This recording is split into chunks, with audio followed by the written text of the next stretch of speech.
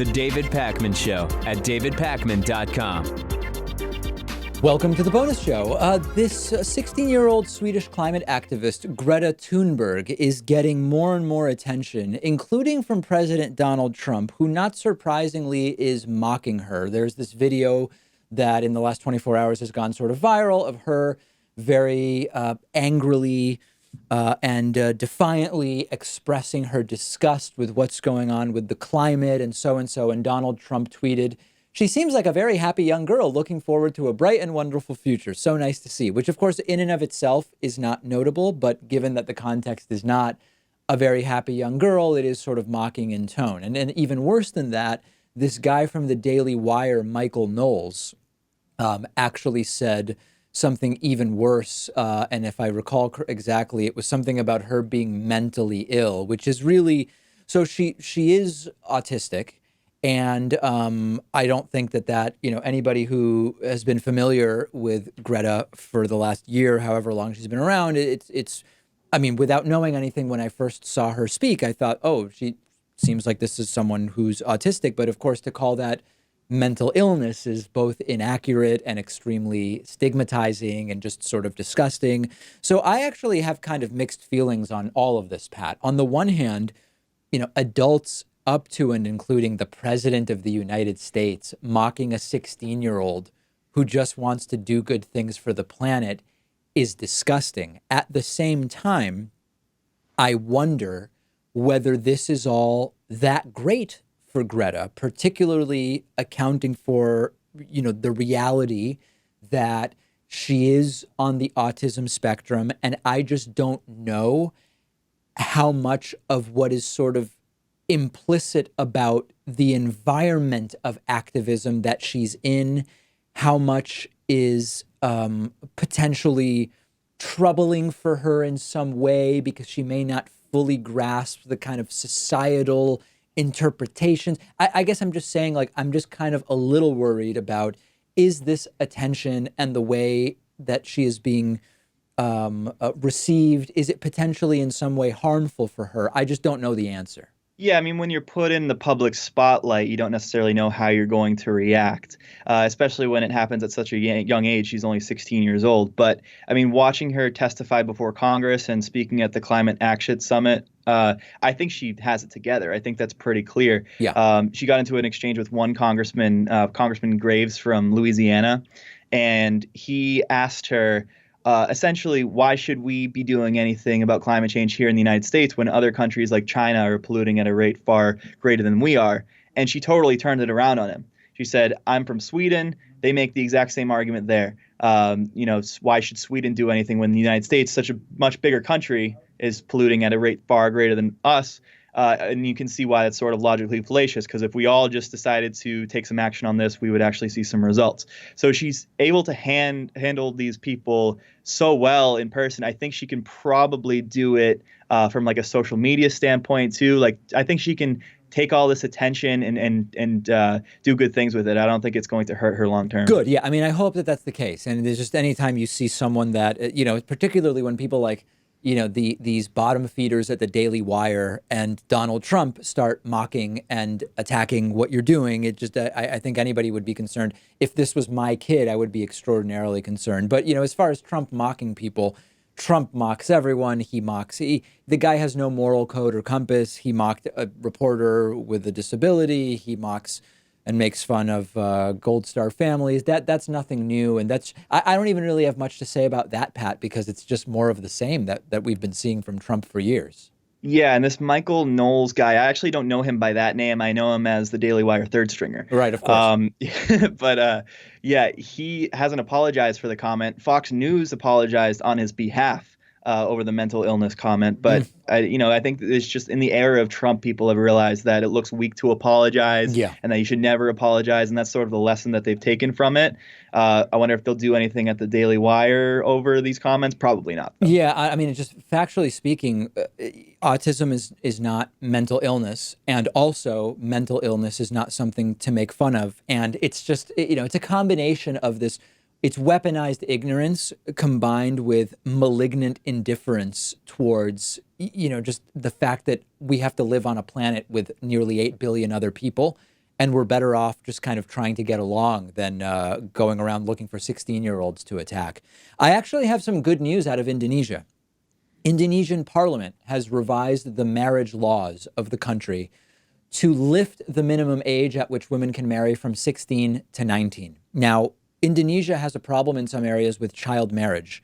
And you might say, well, if the problem is 12-year-olds being married off or 10-year-olds being married off, what difference does it make if the minimum age for marriage goes from 16 to 19? But that's exactly the point, which is that if the minimum age for marriage is 19, a 12-year-old may, in a country where you can get married at 16, not immediately raise eyebrows about whether it is a legal or illegal marriage based on the country's law. If you raise it to 19, a 12-year-old versus a 19-year-old is much more obvious to sort of determine. And in addition, this will give a law enforcement sort of more latitude to investigate and to take action. Now, this doesn't change that societally, Indonesia is still encouraging girls in their teens to get married. But you're talking about 17, 18, presumably, more than a 13-year-old.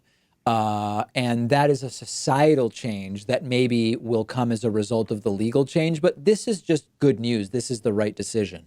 Yeah, I feel like it's a small step, but it's in the right direction. And whenever that happens, I suppose you have to give some sort of praise for it. How well deserved it is, I don't know.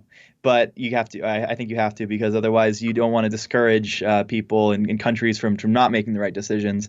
I think hopefully this will cut down on child marriages and sort of empower women, cut down on child abuse, all that typical stuff. I just think it's such a long time coming. I feel so weird trying to give so much praise for this. It seems like such a basic thing. The other thing also is that the societal part matters, because even when the rule was 16, if you were younger than 16, you could still be married off if you had your parents' permission, which, it's just a whole, again, this is why it's being said that this is a move in the right direction and you're right to praise it. But at the same time, the societal change, particularly in certain regions in Indonesia, this is much more of a problem in some regions than in others. And there is a religious component to which regions it is more of a problem in and which regions it is less of a problem in. And there's, a political correctness element here that I think sometimes prevents honest and forthright discussions from being had about that component. But the right decision, and we'll see what societal impact it has. There's an Orlando elementary school resource police officer who has been fired for arresting two 6-year-olds in two separate incidents. This is according to the Orlando police chief, Orlando Rolon. How interesting is it that the police chief of Orlando, his name is also Orlando? That is not something you see every day. Police Chief Boston Smith is going to be stopping by our studio later today. So initially, the police department tried to give the officer the benefit of the doubt, and then it became clear that the guy just had to be fired. That this was not the right decision. The officer arrested one 6-year-old, Kaya Raleigh, after she reportedly had a temper tantrum. Normally, we nor media outlets would identify the child, but the parents have said, no, this is who it is, and I'm okay with them being identified for the purposes of the story. There was another arrest involving another 6-year-old, and it all just is horrible. And when you think about the role of a school resource officer, in my view, would be to foster, if you said to me, okay, we're going to have an officer in the school, what is it that should be the goal of having an officer in the school engaging with students?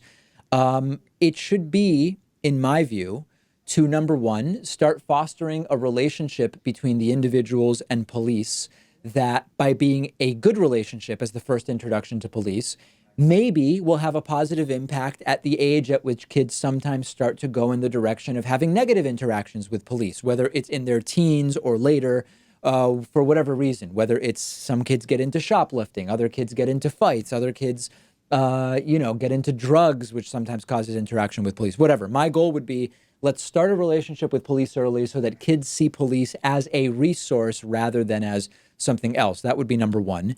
And then number two, I guess it would be to integrate police into the community in ways that is less overtly about policing, but more about simply being members of the community like the kids.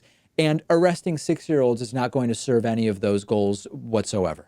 Yeah, it's absolutely traumatizing, I would imagine. I mean, this is just like a little scuffle thing. This is a temper tantrum, something that you should be put in timeout for, not something that you should be arrested for. And, it does in a way fuel the school to prison pipeline. I'm sure this is like sort of an extreme example. Yeah. But it does do that, and it does change like children's interpretation of how they view police. And you don't want to see that ever. This could maybe cause these children future problems down the road. Like if they're, in their teens and they get caught smoking pot, I think the result would be a little bit different knowing that they've been arrested before. Luckily, they're not going to be charged with anything. The prosecutor decided that, this is just outrageous. They dropped the case. But this stuff, we have to do away with it. I mean, the other thing also is one that instance, but it's emblematic of something greater. There's also just the trauma of being 6 and getting arrested. I mean, getting arrested. So I've told the story of when I was a few months shy of 21 and I was at a party and I was holding a beer that I hadn't even had any of, and police came in and I got arrested. And, it all was expunged and whatever. But still, the act of being arrested itself was extraordinarily traumatic for me. And I was 20 and a half.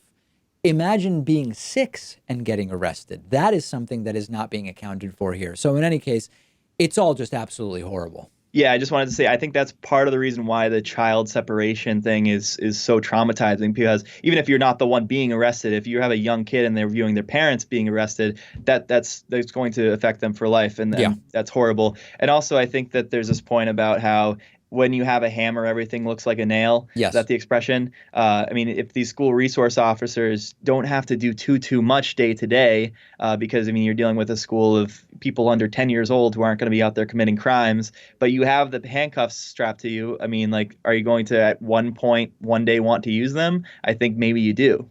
Maybe so. I mean, I think the bigger thing would be, rather than some kind of lust to arrest 6-year-olds, would be that we know that when we train police officers with social work skills, the relationships with the community improve dramatically. And there are a variety of different police departments that have chosen to do that. And I think that that's absolutely fantastic. So ultimately, the right decision made here.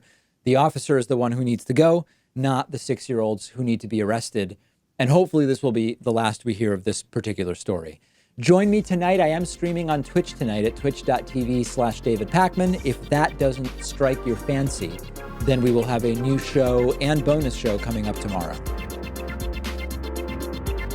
The David Pakman Show at davidpakman.com.